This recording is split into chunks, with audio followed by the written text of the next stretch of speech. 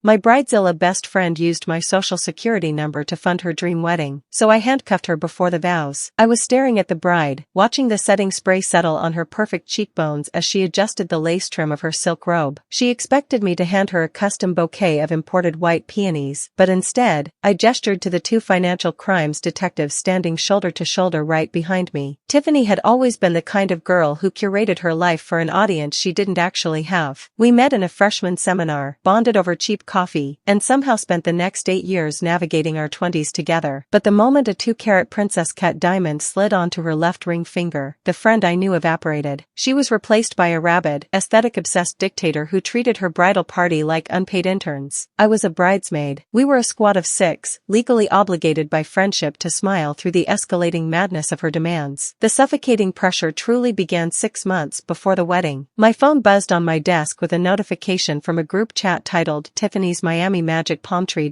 I tapped the screen, expecting a hotel link. Instead, a 30-page PDF itinerary materialized. My eyes scanned the breakdown. Yacht rentals, VIP tables at clubs that required a bouncer's fingerprint to enter, matching custom monogrammed luggage, and a mandatory all-white silk dress code for Thursday night. At the bottom of page 30 was the total per person, $4,000. My stomach plummeted. The air in my office felt instantly stagnant. I wasn't just broke, I was paying off student loans while buying generic brand cereal. Broke. My thumbs hovered over the keyboard. I watched the typing bubbles of the other 5 girls appear and vanish, a digital manifestation of our collective panic. Finally, I broke the ice. $4,000 is a down payment on a car, Tiff, not a 3-day bender, I texted. My phone rang within 10 seconds. Tiffany's voice was a tightly coiled spring, dripping with condescension. You are completely ruining the energy of this season for me, Hallie, she hissed through the speaker, her breath catching in dramatic frustration. I only get married once. You're supposed to be my support system. I support your marriage, I replied, pressing the phone harder against my ear. I don't support taking out a second mortgage to drink overpriced vodka on a rented boat. There was a long, excruciating pause. When she finally spoke, her tone had shifted from aggressive to eerily sweet. It was the voice of a predator who had just found a loophole. Look, don't worry about it, she cooed. I know money is tight for you guys. I've actually set up a sponsorship program with a brand partner I'm working with to cover the costs of the trip for the bridal party. All you have to do is put your basic info into the shared travel doc I just linked. I'll handle the logistics. I opened the Google document. It asked for full name, address, date of birth, and social security number. She claimed the SSN was required by the corporate sponsor for domestic flight bookings and tax-free hotel incidentals. It felt intrusive, a heavy knot forming at the base of my throat, but this was Tiffany. I had held her hair back after bad breakups. I had driven her to the hospital when she broke her ankle. The thought that she would weaponize my trust never crossed my mind. I typed my 9 digits into the cell, hit enter, and closed the laptop. Winter thawed into early spring. The Miami trip came and went, a blur of flashing neon, forced smiles, and Tiffany demanding we arrange ourselves by height for Instagram reels. I assumed the sponsorship program was just her wealthy parents bailing us out under the guise of a corporate write-off. Then, tax season arrived. It was a dreary Tuesday in late February. The wind was violently rattling my apartment windows as I sifted through the mail. Between a gas bill and a grocery store flyer was a crisp, official-looking envelope with my name printed in sterile black ink. I tore the perforated edges, sliding out a single piece of paper. It was a 1,099 NEC form. My eyes darted to box 1, non-employee compensation. The number typed there was $3,000. The payer listed at the top left corner was a company called Luminous Leaves. My chest tightened so hard I had to sit down on the edge of my sofa. The paper trembled in my hands. Luminous Leaves was a notorious multi-level marketing company, essentially a pyramid scheme that peddled aggressively scented, overpriced essential oils. I had never sold a drop of oil in my life. I hadn't bought any. I had absolutely zero association with this company. A cold sweat broke out across my forehead. I dropped the tax form onto the coffee table and lunged for my laptop. My fingers slammed against the keys as I navigated to my banking portal and pulled up my credit monitoring dashboard. I clicked refresh, the little loading wheel spinning for 3 agonizing seconds before the screen populated. The bright green 750 I had spent 5 years meticulously building from scratch was gone. In its place was a bleeding red 630. My vision actually blurred. I felt the heat rising in my neck, a fiery, suffocating rage spreading through my chest as I scrolled down to the detailed report. There, listed under newly opened accounts, was a high-yield retail store credit card issued by a secondary bank, specifically branded for Luminous Leaves independent distributors. The balance was maxed out at exactly $5,000. $5,000. It was flagged with 2 missed payments. Someone had opened a credit card in my name, drained it to buy inventory, and left me holding the bag while my credit score burned to the ground. I didn't scream. I didn't cry. I went completely, terrifyingly numb. My background is in data analytics and fraud prevention for an e-commerce firm. I knew exactly how to track digital footprints. I called the Luminous Leaves distributor support line, playing the part of a confused new recruit who had lost her login credentials. I verified my identity using my own stolen social security number and gained access to a portal under my name. The dashboard was a neon nightmare of motivational quotes and sales metrics. But right there, on the left-hand sidebar, was the upline hierarchy. My sponsor was Tiffany. I started digging through the Team Tiffany portal, exporting spreadsheets and user logs. The picture painted by the data was grotesque. Tiffany hadn't just used our SSNs to create a fake downline to make herself look like a successful team leader. She had systematically applied for predatory store credit cards in the names of all 6 of her bridesmaids. She then used those cards to self-buy $5,000 worth of peppermint and lavender oil for each of us. $30,000 in fraudulent purchases. Why? Because generating $30,000 in a single fiscal quarter pushed Tiffany's distributor status to the coveted double diamond rank, and Luminous Leaves was running a promotion. Anyone hitting double diamond by December 31st received a $25,000 wedding bonus and an all-expenses-paid trip to Miami. She hadn't sponsored us. We had unwittingly financed her entire bachelorette party, her wedding upgrades, and her bridal fantasy with our stolen identities. She had deliberately thrown away the monthly statements, forgetting to pay the minimums on the fraudulent cards, letting our credit scores tank while she finalized her floral arrangements. That's when the real bombshell dropped. I clicked on the master hierarchy tree to see who Tiffany reported to, who was running this specific branch of the MLM. The page loaded, displaying a glossy, overly filtered headshot of a woman holding a bottle of citrus serum. It was Jessica, Tiffany's maid of honor. Jessica wasn't just a childhood friend, she was Tiffany's upline mentor. My fingers flew across the keyboard, cross-referencing Jessica's public Facebook posts with the portal dates. I found a publicly viewable livestream Jessica had hosted for her Diamond Elite Circle. In the video, Jessica stared dead into the camera with dead, shark-like eyes. Sometimes, ladies, your family and friends don't know what's best for them, Jessica had preached, adjusting her microphone. If you need to harvest a little data to build your downline and secure your bonuses, do it. It's perfectly legal as long as you pay off their starter kits eventually. You're just taking out a temporary investment in your own success. I slammed my laptop shut. The sheer audacity was intoxicating. They had sat across from us at bottomless brunches, clinking glasses, and talking about bridesmaid dress alterations, knowing they had financially shackled us to a mountain of toxic debt. It was Monday morning. The wedding was Friday. I could have called Tiffany. I could have screamed into the phone, demanded she pay the balances, and threatened to ruin her day. But screaming gives the villain a chance to prepare. Screaming allows them to spin a narrative, to play the victim, to hide the money. I wanted absolute, inescapable annihilation. I called out of work. I sat at my dining table, spread my evidence out like a war room general, and went to work. My first call was to the Federal Trade Commission to file a comprehensive identity theft report. My second was to the local police department's financial crimes unit, where a very weary detective suddenly became extremely interested when I mentioned a $30,000 interstate fraud scheme tied to a corporate MLM structure. My third call was to the IRS criminal investigation tip line, flagging Jessica and Tiffany for tax fraud regarding the misreported 1,099 NEC incomes. Once the bureaucratic trap was armed and ticking, I created a new group chat. Just me and the other 4 bridesmaids. No Tiffany, no Jessica. I dropped the screenshots into the chat. The credit reports, the MLM hierarchy, the fake accounts. My phone immediately erupted. It was a symphony of notifications. Disbelief morphed into terror, which instantly crystallized into a unified, bloodthirsty rage. 2 of the girls were trying to buy houses that year. Their mortgage pre-approvals had been mysteriously denied the month prior. Now they knew why. What do we do? One of them texted, the digital panic practically bleeding through the screen. You show up on Friday, I typed back. You smile. You get your hair done. You drink the mimosas. And you let me handle the bouquet delivery. Friday morning arrived with a nauseating stillness. The bridal suite at the luxury downtown hotel smelled heavily of cheap Prosecco, burning curling irons, and the suffocating mist of Elnett hairspray. Tiffany was perched on a velvet stool in the center of the room, draped in a white silk robe adorned with crystals spelling out wifey on the back. Jessica hovered hovered nearby, meticulously pinning a veil into Tiffany's hair, whispering affirmations about how perfect the lighting was going to be. The other 4 bridesmaids were already there. To an outsider, they looked like a supportive bridal party, but I could see the rigid tension in their shoulders. They were gripping their champagne flutes so tightly their knuckles were white, quietly vibrating with suppressed fury. I pushed the heavy oak door open. I didn't have my makeup done. I was wearing jeans and a black turtleneck. "Hallie, finally," Tiffany squealed, not turning her head so the makeup artist could finish her eyeliner. "You are completely messing up the getting ready timeline. Put your robe on. The photographer needs to get the confetti tossing shots in 10 minutes. I stepped fully into the room. "We're going to have to skip the confetti, Tiff." The harshness in my voice made the makeup artist pause. Tiffany finally spun around on her velvet stool, her eyes scanning my outfit with absolute disgust. "What is wrong with you? Why aren't you dressed? My groom is going to be here for the first look in 20 minutes. "I brought some people for your first look," I said, stepping aside. Detective Miller and Detective Vance walked into the bridal suite. They were wearing dark, ill-fitting suits that sharply contrasted with the pastel pinks and whites of the room. The heavy clunk of their boots on the hardwood floor seemed to suck the oxygen straight out of the suite. "Tiffany Reynolds?" Detective Miller asked, holding a leather folder. Tiffany's mouth parted slightly. She looked from the badges on their belts to my face, her perfect aesthetic crumbling in real time. "Yes? Who are you? You can't be in here. This is a private suite." "We're with the Financial Crimes Unit," Vance stated, his voice a flat, bureaucratic drone that offered zero sympathy. "We have a warrant for your arrest regarding multiple counts of felony identity theft, wire fraud, and credit card fraud." The silence in the room was absolute. It was so quiet you could hear the faint hum of the mini fridge in the corner. "There's a mistake," Tiffany stammered, her hands flying up to touch her throat, careful not to smudge her contour. "I haven't stolen anything. I'm getting married today. I'm a double diamond distributor." I walked slowly across the room, stopping inches from where she sat. I leaned down, the scent of her expensive floral perfume clashing with the metallic smell of pure panic rolling off her skin. "I guess your diamond tier doesn't cover bail, Tiffany," I whispered. Jessica, the brilliant mastermind maid of honor, suddenly realized the walls had closed in. She dropped the veil she was holding, grabbed her designer clutch from the vanity, and bolted for the door. She didn't make it 3 steps. "Jessica Barnes?" Detective Miller barked, stepping into her path. "You're not going anywhere. We have a separate warrant for you concerning conspiracy to commit wire fraud and tax evasion. The IRS is very interested in your temporary investment strategies." Jessica let out a guttural shriek, thrashing her arms as Vance caught her by the elbow. "Let go of me." She acted alone. "Tiffany did this. I just told her how the portal worked. She stole the numbers. You backstabbing bitch." Tiffany screamed, leaping off the stool. The illusion of the blushing bride vanished, replaced by a snarling, desperate cornered animal. "You told me it was legal. You said the corporate sponsor loop protected us. Turn around and place your hands behind your back," Miller instructed, pulling a pair of steel handcuffs from his belt. Right at that exact second, the suite door swung wide open. It was the groom. He was fully dressed in his custom tuxedo, holding a gift box. He froze in the doorway, his eyes darting from his sobbing fiancée in handcuffs, to the screaming maid of honor pinned against the wall, to the 4 bridesmaids silently sipping their mimosas. "What the hell is going on?" he demanded, his voice cracking. I looked at him. I actually felt a pang of pity. He was a decent guy, an architect who spent most of his time working and completely oblivious to Tiffany's financial dark arts. "Your bride stole our social security numbers to open fraudulent credit cards so she could afford to pay for this wedding," I told him plainly. "She's $30,000 in debt, and she tanked our credit scores to buy peppermint oil." He stared at Tiffany. The betrayal in his eyes was raw and immediate. "Tiff, tell me she's lying. Tell me right now." Tiffany fell to her knees, the heavy silk of her robe pooling around her like spilled milk. "It was just an investment, babe. I was going to pay them back with our cash gifts from the reception. It's just a misunderstanding." "Our cash gifts?" he echoed, his face draining of all color. He looked at the detectives, looked at me, and then set the gift box down on the nearest table. "The wedding is off. Don't contact me." He turned and walked out, leaving the door wide open. Tiffany let out a wail that I will remember for the rest of my life. It wasn't a cry of sorrow for losing her partner. It was the agonizing shriek of a narcissist realizing her audience had just walked out on the performance of a lifetime. The detectives pulled her to her feet, the handcuffs clicking shut with a heavy, final metallic snap over the delicate lace of her sleeves. They marched her out of the suite, down the long, carpeted hallway of the hotel, right past the lobby where early arriving guests were already gathering. She was crying, her perfectly sprayed hair falling in stiff chunks around her face, the word wifey glittering mockingly on her back as she was shoved into the back of an unmarked police cruiser. Jessica was stuffed into the car right behind her, still sobbing about her IRS audit. The five of us stood by the window of the suite, looking down at the street below as the police cars pulled away into the Friday afternoon traffic. One of the bridesmaids, Sarah, walked over to the mini fridge and pulled out a fresh bottle of champagne. She popped the cork, the loud crack echoing in the now empty room. She poured 5 fresh glasses, handing them out without a word. We didn't go home. We went downstairs to the hotel's luxury mahogany bar. We sat in a corner booth, ordering top-shelf liquor and heavy appetizers, paying for it all with the cash we had initially saved up to buy her ridiculously overpriced registry gifts. We spent 3 hours drinking, laughing until our ribs ached, and pooling our resources to hire a joint identity recovery lawyer to sue the absolute hell out of Luminous Leaves. I sacrificed a friendship, nearly ruined my financial future, and completely nuked a $25,000 wedding 3 hours before the vows were supposed to be read. Am I the monster here, or did she get exactly what she deserved?